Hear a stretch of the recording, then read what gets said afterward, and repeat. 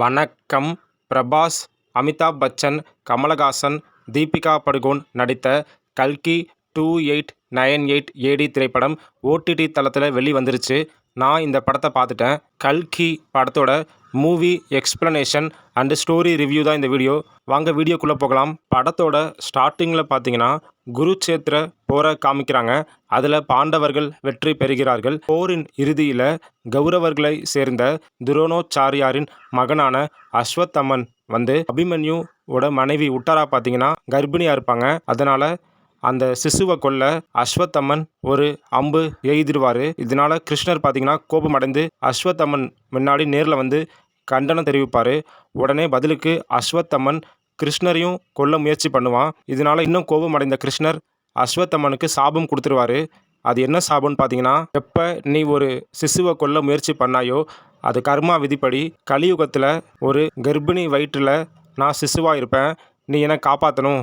அது மட்டும் இல்லாமல் கலியுகத்தில் நீ பல்லாயிரம் ஆண்டுகள் வாழணும். அந்த கலியுகத்தில் நடக்கும் பாவங்களை எல்லாம் பார்த்து நீ தனிமையில் வாழணும் அப்படின்னு சொல்லிடுவார். அது மட்டும் இல்லாமல் உனக்கு மரணம் நேராது, அதே நேரத்தில் இந்த போரில் ஏற்பட்ட காயங்களும் உனக்கு ஆறாது அப்படின்னு சாபம் விட்டுட்டு அவர் நெத்தியில் இருக்கும் சக்தி வாய்ந்த சிலோன்மணியை எடுத்துடுவார். இதை அஸ்வத்தமன் ஏற்றுக்குவார். ஏற்றுட்டு தன் நண்பன் கர்ணனோட தடி எடுத்துகிட்டு அங்கே இருக்க ஒரு சின்ன கோயிலுக்குள்ளே போயிடுவார். இதுதான் இந்த படத்தோட ஸ்டார்டிங். கரெக்டாக பார்த்தீங்கன்னா குருச்சேத்திர போர் முடிந்து 6000 ஆண்டுகள் கழித்து பூமியை காமிக்கிறாங்க. பூமி ரொம்ப படுமோசமாக இருக்குது. விஞ்ஞானம் அபரிமிதமான வளர்ச்சியில் இருக்குது. கங்கை நதியே வறண்டு போயிருக்கும். உலகத்தோட கடைசி நகரமாக காசி மட்டும்தான் இருக்கும். அந்த காசியில் பார்த்தீங்கன்னா ஒரு இன்வெர்டட் பிரமிட் இருக்கும். அதாவது பிரமிட் தலைகீழாக இருக்கும். அதுக்குள்ளே பார்த்தீங்கன்னா 200 வயதான அரக்கன் கமலஹாசன் அவர்கள் இருப்பார். அந்த இன்வெர்டட் பிரமிடை காம்ப்ளெக்ஸ்னு சொல்கிறாங்க. அதே மாதிரி கமல்ஹாசன் அவர்களோட பேரையும் பார்த்தீங்கன்னா சுப்ரீம் யாஸ்கின் அப்படின்னு குறிப்பிடுறாங்க. இந்த சுப்ரீம் யாஸ்கின்க்கு பார்த்தீங்கன்னா ஒரு கிங் ஆட்டம் அந்த காசியவே ரூல் பண்ணிட்டு வராரு. அவங்களுக்கு கீழே சோல்ஜர் அப்படின்னு சொல்லி ஒரு சிஸ்டமாக மக்களை போட்டு அடிமைப்படுத்தி கொடுமைப்படுத்தி சித்திரவதை பண்ணுறாங்க.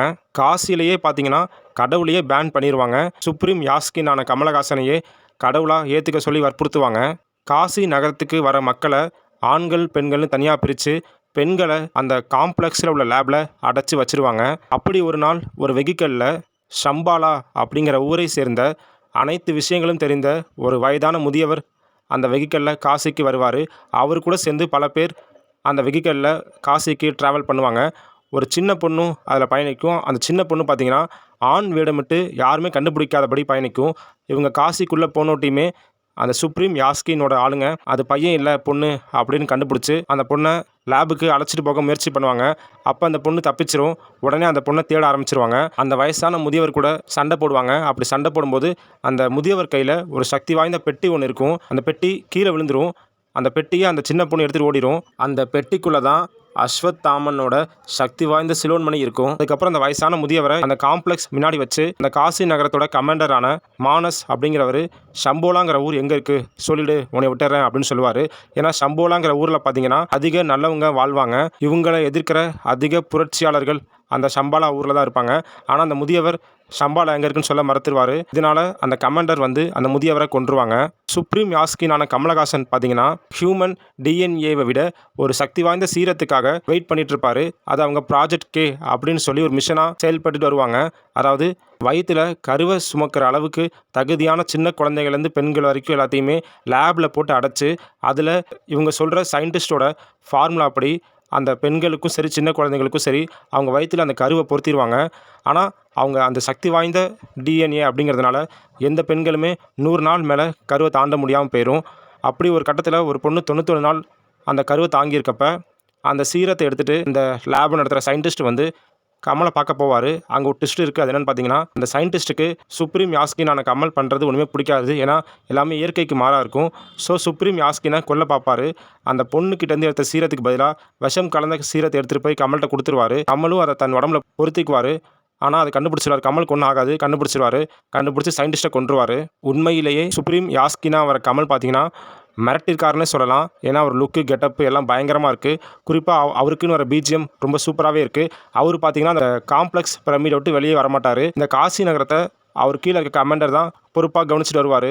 இது ஒரு புறம் இருக்க, இன்னொரு பக்கம் பிரபாஸ் இன்ட்ரோ பற்றி பார்க்கலாம். பிரபாஸ் பார்த்திங்கன்னா அதே காசியில் ஒரு பவர்ஃபுல் ஃபைட்டராக இருப்பார். அது மட்டும் இல்லாமல் பவுண்டி ஏஜென்ட்டாகவும் இருப்பார். அதாவது அந்த காம்ப்ளெக்ஸ்க்கு தேவையான ஆட்களை கண்டுபிடிச்சி கொடுக்குற வேலையும் பார்த்துட்டு வருவார். அவருக்கு பார்த்தீங்கன்னா ஏஐ ரோபோட்டிக் வெஹிக்கிள் ஒன்று இருக்கும் அவர் கூடவே. அந்த ஏஐ ரோபோட் பேர் புஜ்ஜி. அந்த புஜ்ஜிக்கு கீர்த்தி சுரேஷ் வாய்ஸ் கொடுத்துருக்காங்க. ஒரு நாள் அந்த காம்ப்ளெக்ஸோட ஆளுங்க தேடி வந்த நபர் பிரபாஸ் கிட்ட மாட்டிக்குவார். அப்போ தான் பிரபாஸோட இன்ட்ரோ பார்த்தீங்கன்னா தளபதி ரெஃபரன்ஸோட வரும். அது பார்க்க சூப்பராக இருந்துச்சு. அது மட்டும் இல்லாமல் பிரபாஸ்க்கு இன்ட்ரோ சாங்காக ஒன்று இருக்கும். அதுவும் கேட்க சூப்பராக இருந்துச்சு.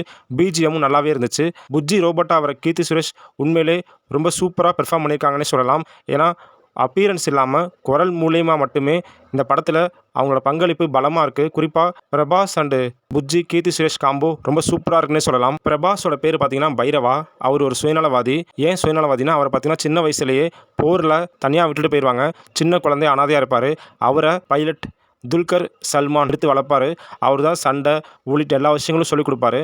அவர் தான் சுயநலமாக இருக்கும் சொல்லிக் கொடுப்பார். ஏன்னா இந்த உலகத்தில் நல்லவங்க அந்த வாழ முடியாது அப்படிங்கிற நோக்கத்தில் அவர் வளர்த்துருப்பார். பிரபாஸை துல்கர் சல்மான் பெரிய ஆளாக வளர்த்த சூழ்நிலையில் ஒரு கட்டத்தில் துல்கர் சல்மானையே பிரபாஸ் வந்து மாட்டி விட்டுடுவார். இப்போ திஷா பட்டானியை பற்றி பார்க்கலாம். இவங்க பார்த்தீங்கன்னா ராக்ஸி அப்படிங்கிற கேரக்டரில் பெர்ஃபார்ம் பண்ணியிருக்காங்க. இவங்க வந்து பிரபாஸோட லவ்வராக வராங்க. இவங்களுக்கு பார்த்தீங்கன்னா அந்த பிரமிடு காம்ப்ளெக்ஸில் வேலை கிடச்சிரும். அதை பயன்படுத்தி பிரபாஸ் வந்து ஒரு முறை அந்த காம்ப்ளெக்ஸ்குள்ளே போயிட்டு வந்துடுவார். ஏன்னா பிரபாஸுக்கு வந்து அந்த காம்ப்ளெக்ஸ்குள்ளே போய் இருக்கணும் வாழணும் அப்படின்னு ரொம்ப நாள் ஆசை. ஏன்னா அந்த காம்ப்ளெக்ஸுக்குள்ளே தான் சந்தோஷமான உலகம் நிறையா இருக்கும். இவங்க 2 பேரும் அந்த காம்ப்ளெக்ஸ்குள்ளே போய் அங்கேருந்து பூமியிலேயே சந்தோஷமான இடமான கடல் பார்ட்டி எல்லாத்தையும் அனுபவிச்சுட்டு வந்துடுவாங்க. அப்போ பார்த்தீங்கன்னா ஒரு சாங் ஒன்று வரும். அது ஆவரேஜாக இருந்துச்சு. தீபிகா படுகோன் பேர் பார்த்தீங்கன்னா சம் 80. இந்த படத்தில் சின்ன வயசுலேயே அவங்க அப்பா அந்த காம்ப்ளெக்ஸ்க்கு தீபிகா படுகோனை விற்றிருப்பார். அந்த காம்ப்ளெக்ஸில் உள்ள கர்ப்பிணி பெண்களுக்கு தீபிகா படுகோன் தான் 3 வேளையும் சாப்பாடு கொடுக்குற வேலையை பார்த்துட்டு வருவாங்க. ஒரு கட்டத்தில் அவங்க 5 மாத கர்ப்பிணியாக இருப்பாங்க. அது அவங்களுக்கே தெரியாது. ஏன்னா அவங்களுக்கு கடந்த டெஸ்ட் எல்லாமே நெகட்டிவ் தான் வந்திருக்கும். இது அவங்களுக்கே ஆச்சரியத்தை ஏற்படுத்தும். லேப் எக்ஸ்பெரிமெண்ட் ஃபார்முலா மூலிமா அவங்க பார்த்தீங்கன்னா கர்ப்பமாயிருப்பாங்க. அந்த குழந்தைய ஸ்கேன் பண்ணி பார்க்குறப்ப அங்குள்ள சயின்டிஸ்ட்கெலாம் ஆச்சரியமாக இருக்கும். தீபிகா படுகோன் வயிற்றில் இருக்க குழந்தை வந்து மற்ற குழந்தைங்களை விட ஸ்ட்ராங்காகவும் வளர்ச்சி அதிகமாகவும் காணப்படும். இதனால் உடனே கமாண்டர் வந்து தீபிகா படுகோனை லேபுக்கு அழைச்சிட்டு போய் அந்த கருவில் இருக்க சீரம் எடுக்க முயற்சி பண்ணுவாங்க. அப்போ பார்த்தீங்கன்னா கரண்ட்டு சர்க்யூட் ஆயிரும், எரர் ஆயிரும். அந்த நேரத்தில் அங்கே ஷம்போலா ஊரை சேர்ந்த ஸ்பை ஒருத்தங்க வேலை பார்ப்பாங்க. ஒரு பெண். அவங்க வந்து தீபிகா படுகோனை காப்பாற்றி பிரமிடுக்கு கீழே சுரங்கம் மாதிரி ஒன்று இருக்கும். அது வழியாக வெளியே இருக்க தங்கள் ஆளுங்க கிட்டே இன்ஃபர்மேஷன் கொடுத்துருவாங்க, சிக்னல் ஆட்டம். இது மூலிமா தீபிகா படுகோனுக்கு ஒன்றும் ஆகாது, வயிற்றில் இருக்க குழந்தைக்கு ஒன்றும் ஆகாது. அவங்க பல சோதனைகளை தாண்டி இந்த பிரமிடு காம்ப்ளெக்ஸ்லேருந்து வெளியே வந்து ஷம்போலா ஊரை சேர்ந்த அந்த கேங்கு கிட்ட சேர்ந்துருவாங்க. இன்டர்வலுக்கு முன்னாடி பார்த்தீங்கன்னா அந்த பையன் வேஷம் போட்ட சின்ன பொண்ணை கமலஹாசன் ஆளுங்க கண்டுபிடிச்சிருவாங்க. கண்டுபிடிச்சி துரத்தி ஓடிட்டு இருக்கப்ப அந்த சின்ன பொண்ணு வந்து ஒரு கோவிலுக்குள்ளே போயிடும். அங்கே பார்த்தீங்கன்னா அமிதாப் பச்சன் இருப்பார். அந்த சின்ன பொண்ணு கையில் பார்த்தீங்கன்னா ஒரு சிலோன் மணி இருக்கும். அது அந்த முதியவர்கிட்டருந்து வாங்கின சிலோன் மணி. அதை அமிதாப் பச்சன் பார்த்துட்டு அதை அவர் அந்த பொண்ணுக்கிட்டேருந்து எடுத்து தான் நெற்றியில் வச்சுக்குவார். உடனே அவருக்கு சக்தி கிடச்சிரும். அவரு உணர்ந்துருவார், இந்த கலியுகம் முடிய போது, கிருஷ்ணர் அவதரிக்க நேரம் வந்துருச்சு அப்படின்னு சொல்லி. அதுவும் இன்னொரு கட்டத்தில் பார்த்தீங்கன்னா இன்டர்வல் சீன் அப்போ தீபிகா படுகோன் நெருப்புக்கு நடுவு நடந்து போவாங்க. அது பயங்கர மாசாக இருந்துச்சு. அமிதாப் பச்சனை பார்த்தீங்கன்னா இன்டர்வலுக்கு முன்னாடி தான் காமிக்கிறாங்க. அது வரைக்கும் ஃபர்ஸ்ட் ஹாஃபில் அவர் வரைய மாட்டார். என்னதான் ஃபர்ஸ்ட் ஹாஃப் வந்து அங்கங்கே ஸ்லோவாக போனாலுமே புஜ்ஜியான கீர்த்தி சுரேஷ் நல்லா ஸ்கோர் பண்ணி ஃபர்ஸ்ட் ஹாஃபை காப்பாற்றிட்டாங்கன்னே சொல்லலாம். இப்போ செகண்ட் ஹாஃப் தீபிகா படுகோனை காப்பாற்றின ஸ்பை வந்து வெளியே இருக்க ஷம்போலாவின் புரட்சியாளர்களுக்கு சிக்னல் கொடுத்துருவாங்க. அதில் முதன்மை புரட்சியாளரான பசுபதி வந்து தன்னோட வெஹிக்கிளில் தீபிகா படுகோனை ஏற்றிக்குவார். ஏற்றிட்டு ஷம்போலா ஊருக்கு கிளம்பிடுவாங்க. அந்த வெஹிக்கிளில் பார்த்தீங்கன்னா அண்ணாபென் மற்றும் அவருடைய காதலன் இருப்பாங்க. அண்ணாபென் பார்த்தீங்கன்னா கைராங்கிற கேரக்டரில் நடிச்சிருக்காங்க. கொஞ்ச நேரம் வந்தாலுமே உங்கள் கேரக்டர் ரொம்ப சூப்பராக இருந்துச்சுன்னே சொல்லலாம். அப்படி அவங்க அந்த காசிலேருந்து ஷம்போலாவுக்கு தப்பிச்சு போகிறப்ப சுப்ரீம் யாஸ்கினோட ஆளுங்க விடாமல் துரத்தி தீபிகா படுகோனை பிடிக்க முயற்சி பண்ணுவாங்க. ஆனால் இவங்க அதை தடுத்து நிறுத்திடுவாங்க. இதில் ஆச்சரியமான விஷயம் என்னன்னு பார்த்தீங்கன்னா பிரபாஸும் தீபிகா படுகோனை பிடிக்க தீவிரமாக இருப்பார். ஏன்னா அவர் தீபிகா படுகோனை பிடிச்சி காம்ப்ளெக்ஸ்குள்ளே போகிற எண்ணம் அவருக்கு இருக்கும். அதை பார்த்தீங்கன்னா பசுபதி அண்ணாபென் அவங்களால தடுக்க முடியாது. அப்புறம் 8 அடி உயரமுள்ள அஸ்வத்தாமனான அமிதாப் பச்சன் தான் பிரபாஸை தடுத்து நிறுத்தி பிரபாஸ் வந்து தீபிகா படுகோனை காப்பாற்றிடுவார். அந்த ஃபஸ்ட்டு ஃபைட்டாக இவங்க 2 பேத்துக்கும் படத்தில் 2 ஃபைட் இருக்கும். அதில் இந்த ஃபைட்டு ஃபஸ்ட்டு ஃபைட்டாக இருக்கும் பிரபாஸுக்கும் அமிதாப் பச்சனுக்கும். இந்த ஃபைட்டு சூப்பராக இருக்குன்னு சொல்லலாம். இறுதியாக பார்த்தீங்கன்னா பசுபதி வந்து தீபிகா படுகோன் அஸ்வத்தாமனான அமிதாப் பச்சன் எல்லாத்தையும் கூட்டிகிட்டு ஷம்போலா ஊருக்கு போயிடுவார். ஷம்போலா ஊர் மக்கள் கடவுளை சுமக்கிற இந்த தாயான தீபிகா படுகோனுக்கு உற்சாக வரவேற்பு கொடுப்பாங்க. இந்த ஷம்போலா ஊரோட தலைவியாக சோபனா இருப்பாங்க.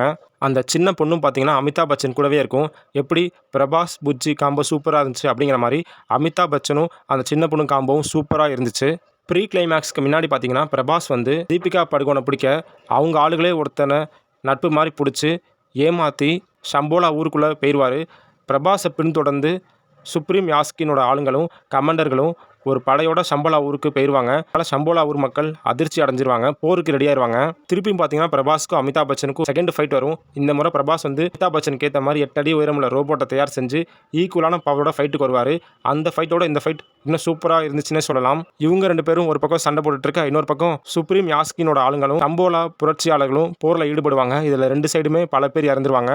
குறிப்பாக சம்போலா ஊர் மக்களின் தலைவியான சோபனா இறந்துருவாங்க, பசுபதியும் இறந்துருவார். இந்த பிரபாஸ் அஸ்வத்தாமனான அமிதாப் பச்சன் ஃபைட்டில் பார்த்தீங்கன்னா மீண்டும் அமிதாப் பச்சன் தான் வெற்றி பெற்றுவார்.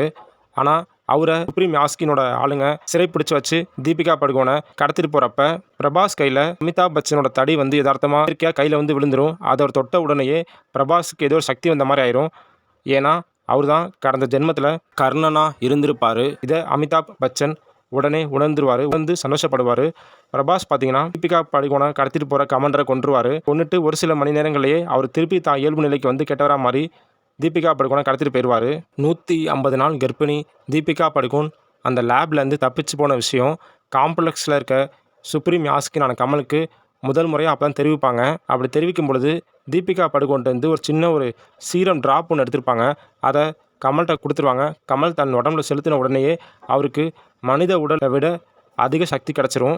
ரொம்ப அசுர சக்தியாக கமல் மாறிடுவார்.